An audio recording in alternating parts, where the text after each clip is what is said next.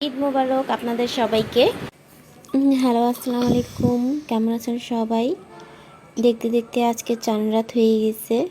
চান রাতের মধ্যে আজকে আমার মেয়ে মেহেন্দি দিবে, তাকে দিয়ে দিছি আর সাথে লিখবে ঈদ মোবারক। এই যে সে 2 হাতে মেহেন্দি পরে নিছে, কারণ কালকে সে ঈদের সালামি নিবে।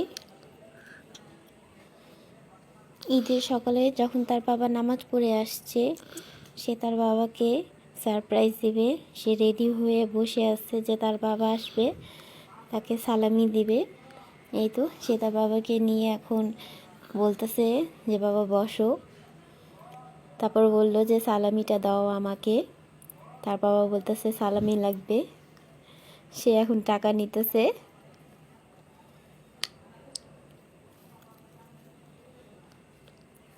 তার বাবা তাকে সালামি কি দিবে, সে তার বাবার মানিব্যাগ থেকে টাকা নিয়ে নিছে, আর যেটা সবচেয়ে বড় টাকা সেটা নিয়ে বাকিটা ফেরত দিয়ে দিছে। আবার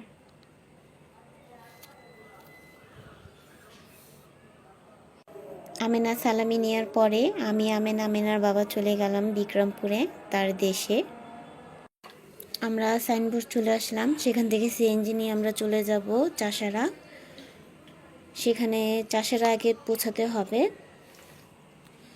চাষারা যেয়ে তারপর সেখানে আমরা ভাবলাম যে যেহেতু ক্ষুধা লাগছে তাহলে আগে নাস্তাটা করে নিই। আর সেদিন অনেক গরম ছিল, যা বলার কথা না, অনেক অবস্থা খারাপ হয়ে গেছে আমাদের।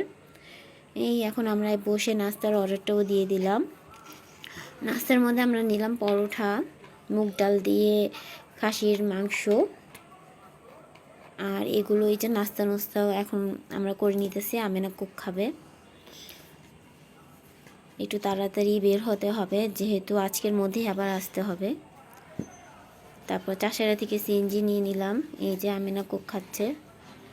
অনেক গরম, মানে প্রচণ্ড গরম, যা বলার কথা না, অনেক অবস্থা খারাপ হয়ে গেছে আমাদের। এই এখন আমাদের সিএনজিতে বসে যাব, তারপর বিক্রমপুরের উদ্দেশ্যে রওনা দেব।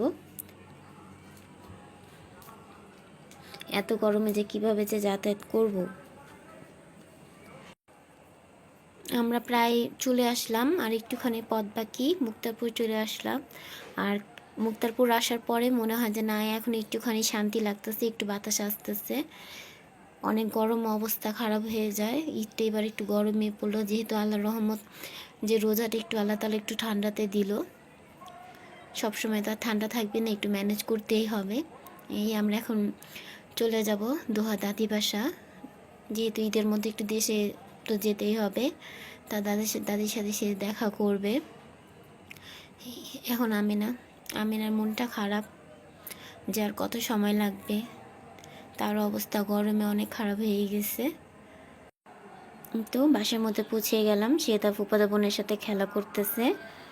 সে এখন অনেক খুশি। সে এখন গরম কি সেটা বুঝে না। সেখান থেকে আবার আমরা একটু বাহিরে যাব, দিঘিপাড় যাব, ঘুরতে যাব, যেহেতু আজকে ব্যাক করতে হবে। এই সেই দিঘিপাড়ের উদ্দেশ্যে রওনা দিলাম। আমি, আমেনার ফুফাতো ভাই সবাই চলে যাচ্ছে দিঘিপাড়ে। যেহেতু আম্মা আব্বার শরীর তেমন একটা ভালো থাকে না, তারা বাইরে বের হয় না।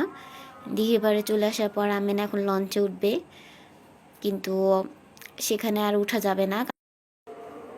সেখানে চায়ের স্টলে বসে একটা জিনিস ভিডিও করলাম, সেটা আমাকে অনেক ভালো লাগলো। বিক্রমপুর যেহেতু আলু অনেক বেশি, তাই তারা এইভাবে আলুগুলো এইভাবে করে সারা বাংলাদেশে মনে হয় দেয়।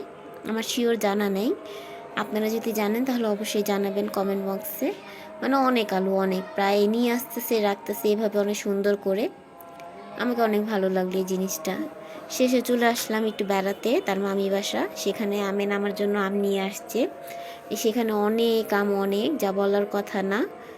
আমিনা নিয়ে আসতেছে, বলতেছে আমি এটা রাখো, এটা আমাকে ভর্তা করে দিবা। সে অনেক খুশি। তারপরে এই যে ডাব নিয়ে আসতেছে। আসলে এইগুলো ছোট ছোট খুশিটাই কিন্তু অনেক বড় আমাদের জন্য। আমিনা কখনো এগুলো ফেস করে নাই তার জীবনে। তারপর রওনা দিয়ে দিলাম বাসার উদ্দেশ্যে। এখন আমরা বাসায় চলে আসতেছি, যেহেতু একদিনেই যাব, একদিনে আসবো, আর গরমও অনেক। কিছুটা কষ্ট হলো, কিন্তু তার মাঝে অনেক সুখ ছিল। তারপর বাসার উদ্দেশ্যে চলে আসতেছি। আমরা এখন বাসায় চলে আসব। রাস্তাটাও তেমন একটা জ্যাম ছিল না, ফাঁকা রাস্তা ছিল। রাস্তাগুলো দেখতে অনেক সুন্দর লাগতেছে ঈদের দিন।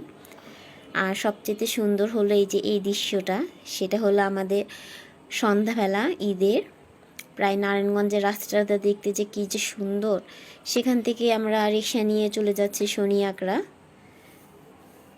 শনি আঁকড়ার মধ্যে যেহেতু আজকে সারাদিন ঘুরবো, শনি আঁকড়া চলে আসলাম। সেখানে এসেই আগে দোহা জুস খাবে, তাকে আগে একটা লেমন মিন্ট দিলাম, সেখানে বসেই খাচ্ছে। তারপরে এই যে আমি একটু ভিডিও করে নিলাম। আমেনাকে বলতেছে, আমেনা দেখো, সে এখন অনেক ব্যস্ত তার বাবাকে নিয়ে, তার বাবাই হলো তার সব। এইটুকু এখানে বসে টুসে তারপর চলে গেলাম পাস্তা ক্লাবে। আমেনাকে জিজ্ঞাসা করতেছে, জামু তুমি কি খাবা বলো।